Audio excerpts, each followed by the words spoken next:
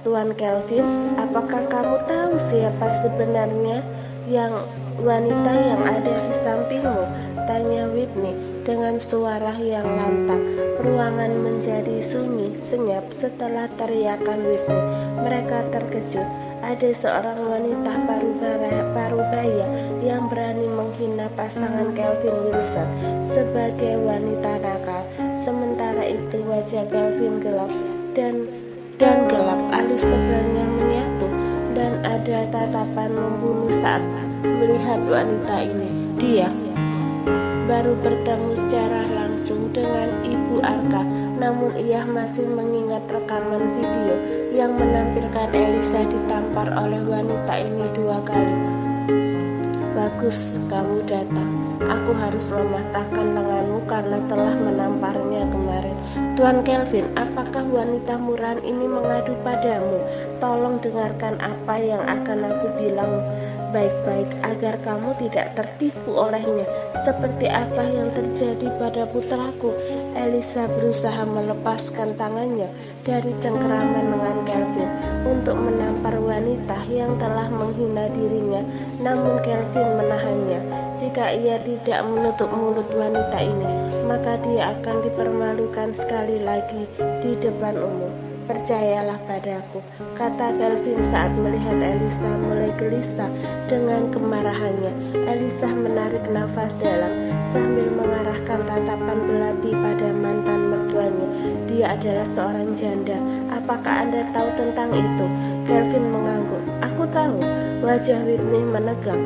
Ia mengira Elisa telah menyembunyikan statusnya, namun pria ini mengetahuinya dan bahkan wajahnya tampak tak terpengaruh sama sekali. Tapi dia adalah wanita yang suka selingkuh. Saat menikah dengan putraku, ia bersama dengan pria lain, kemudian hamil. Karena rasa malunya ia pergi bersembunyi untuk melahirkan anak haram itu. Elisa tidak tahan lagi ketika putranya tersebut sebagai anak haram dan ia dituduh selingkuh dalam pernikahannya. Hanya saja Kelvin masih menahan tangan Elisa dengan erat, namun Elisa bisa merasakan suhu telapak tangan Kelvin yang mulai memanas dan tangan itu mulai bergetar seolah menahan kemarahan. Anak yang telah kamu sebut sebagai anak haram tadi adalah putraku. Whitney tertegun hingga rahangnya menganga lebar, tapi ia kemudian menggelengkan kepalanya. Tidak mungkin. Elisa yang selalu di rumah selama pernikahan dengan Arka bisa mengenal pria sepertimu.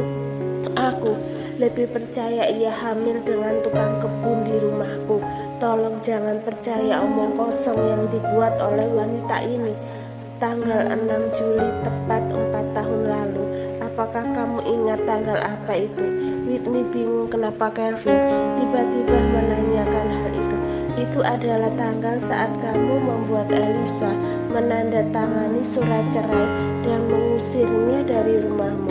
Tanggal itulah aku bertemu dengannya di hotel yang sedang mabuk karena patah hati. Aku memanfaatkan dirinya saat itu. Lanjut Kelvin. Elisa menatap pria di sebelahnya dengan terkejut. Ia tahu betul saat itu dirinya lah yang salah mengira Kelvin sebagai Arka karena rasa mabuk. Bisa dibilang ia yang melakukan langkah pertama, namun Kelvin justru meletakkan kesalahan itu pada dirinya sendiri. Mata Elisa berkaca-kaca saat menyadari Kelvin berusaha membersihkan nama baiknya dan menjadikan dirinya sebagai bajingan. Whitney menggelengkan kepalanya dengan tak percaya. Tidak, itu tidak mungkin. Kenapa harus kamu di antara semua pria? Aku lebih suka ia dirusak oleh gelandangan di luar sana, kata Whitney dengan wajahnya yang semakin pucat. Apakah kamu sudah memeriksanya dengan benar? Dia pasti telah menipumu dan mengatakan bahwa anak itu adalah anakmu. Saat ini Lily menuruni tangga dengan dibantu oleh pelayan di rumah Kenan. Ia sudah mendengar keributan yang telah dibuat oleh Whitney dan mulai tak tahan lagi. Kelvin, biarkan nenek yang berurusan dengannya. Ini adalah urusan antara mertua dan mantan mertua. Saat wanita tua ini mengatakan ia adalah nenek Kelvin. Wajah Whitney bersinar. Nyonya, jangan biarkan Anda mendapatkan menantu yang manipulatif sepertinya. Aku tahu ia pasti telah mencuci otak cucu Anda. Ia pasti telah berbohong dengan mengatakan kalau anak haramnya adalah milik cucumu. Plak! Tamparan tiba-tiba mendarat di pipi Whitney yang membuat wanita itu tercengang. Begitu juga dengan semua yang menonton. Bahkan Nora sengaja mundur dan bersembunyi di balik kerumunan. Nyonya, kenapa menamparku? Wanita itulah yang seharusnya kamu tampar, kata Whitney sambil menunjuk Elisa. Tidak, aku tak salah menampar orang.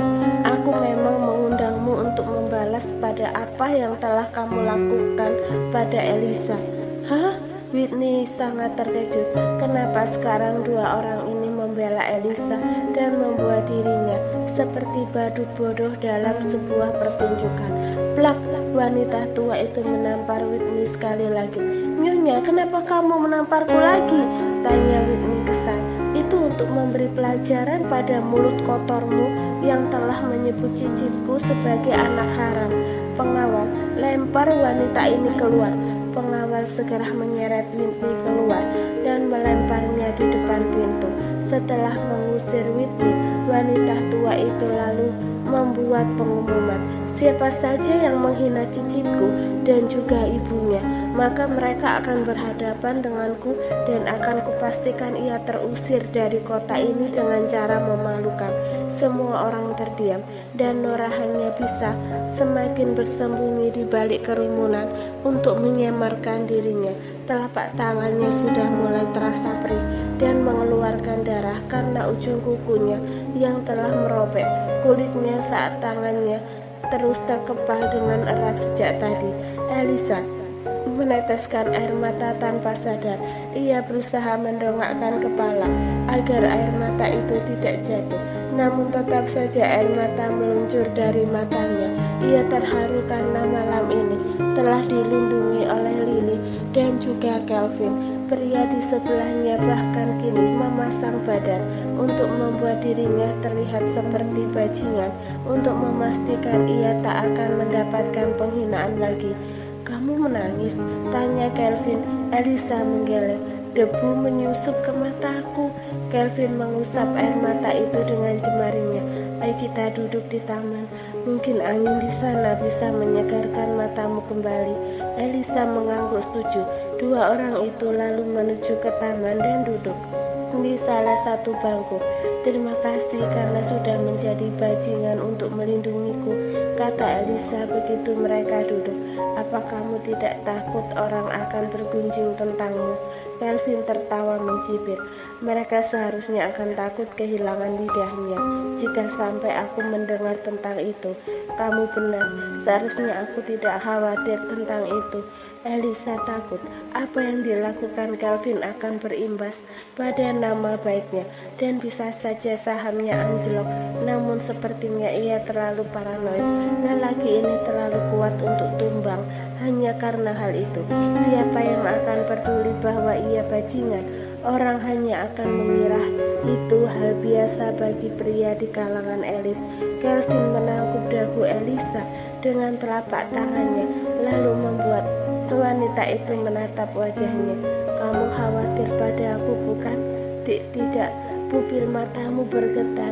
Jelas kamu telah berbohong. Aku akan memberimu pelajaran agar tidak berani membohongiku lagi.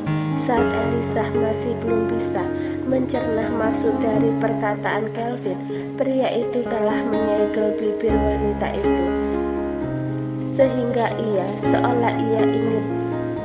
Kelvin telah menahan keinginannya untuk mencium wanita ini sejak di rumah tadi.